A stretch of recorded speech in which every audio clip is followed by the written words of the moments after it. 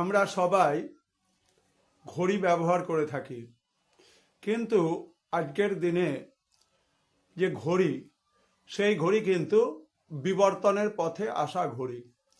দিগন্তের প্রসার এই অধ্যায়ে বিজ্ঞান প্রযুক্তিগত বিপ্লবের দৌলতে আমরা দেখলাম যে সূর্য ঘড়ি, জল ঘড়ির পর্ব পেরিয়ে আমরা আধুনিক ঘড়িতে এবং সর্বশেষ আমরা স্মার্ট ওয়াচে পৌঁছে যাচ্ছি।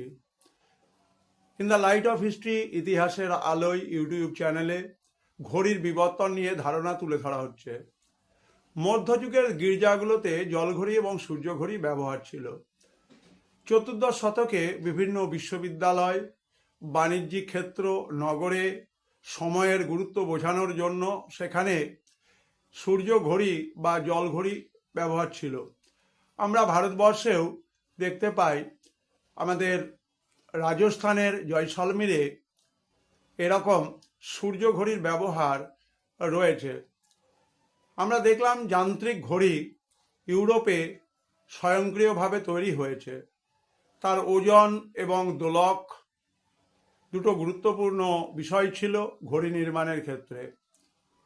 ইউরোপের সুইজারল্যান্ড, জার্মানি, ফ্রান্স, ইংল্যান্ড প্রভৃতি দেশে ঘড়ি নির্মিত হয়েছিল 1364 সালের আশেপাশে কোনো একটা সময়।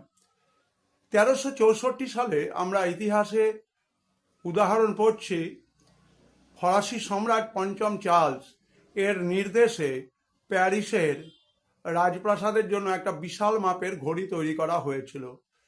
দীর্ঘ 6 বছর ধরে এই ঘড়ি নির্মাণের কাজ চলে এবং তা শেষ হওয়ার পর চার্লস হুকুম জারি করেন যে এই ঘড়ির সময় অনুযায়ী প্যারিসের প্রত্যেকটি গির্জাকে 1 ঘন্টা অন্তর অন্তর বাজাতে হবে।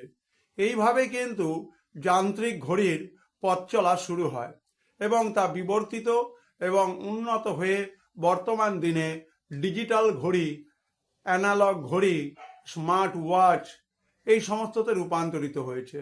In the light off history, ইতিহাসের আলোয় ইউটিউব চ্যানেলে মুদ্রণ বিপ্লব, বিজ্ঞান প্রযুক্তিগত বিপ্লব এর হাত ধরে কিভাবে সূর্য ঘড়ি, জল ঘড়ির স্তর পেরিয়ে আমরা আস্তে আস্তে আধুনিক ঘড়িতে, ডিজিটাল ঘড়িতে, স্মার্ট ওয়াচে এসে পৌঁছলাম, তার ধারণা দেওয়া হলো।